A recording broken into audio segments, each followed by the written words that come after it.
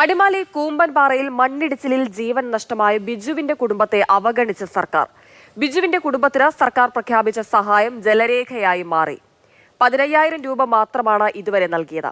അപകടത്തിൽ കാൽ മുറിച്ചു മാറ്റേണ്ടി വന്ന ബിജുവിന്റെ ഭാര്യയുടെ ചികിത്സ മമ്മൂട്ടിയുടെ കെയർ ആൻഡ് ഷെയർ വഹിക്കുകയായിരുന്നു.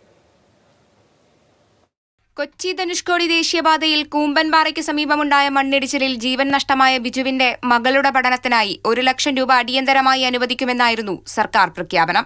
നാളിതുവരെ ആ പണം നൽകിയിട്ടില്ല. അപകടത്തിൽ കാൽ നഷ്ടമായ സന്ധ്യയുടെ ചികിത്സയ്ക്കായി കരാർ കമ്പനി 3 ലക്ഷം രൂപ നൽകി. ബാക്കി ചെലവുകൾ വഹിച്ചത് നടൻ മമ്മൂട്ടിയുടെ കെയർ ആൻഡ് ഷെയർ ഫൗണ്ടേഷനാണ്. ചികിത്സ വേണ്ടിവരും. പിന്നെ കാല് വെക്കാന്ന് മമ്മൂട്ടി പറഞ്ഞിട്ടുണ്ട്. കാലിന്റെ മുറിവുകളൊക്കെ ഉണങ്ങിയതിനു ശേഷം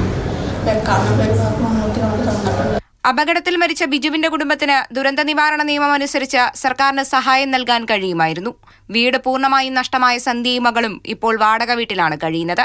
വാടക വീട്ടിലേക്ക് മാറാൻ 15,000 രൂപ നൽകി. വാടക സർക്കാർ നൽകുമെന്നായിരുന്നു പ്രഖ്യാപനം. എന്നാൽ അതും നടന്നില്ല. സർക്കാരിന്റെ ഭാഗത്തുനിന്ന് 15,000 രൂപ കിട്ടിയിട്ടുണ്ട്.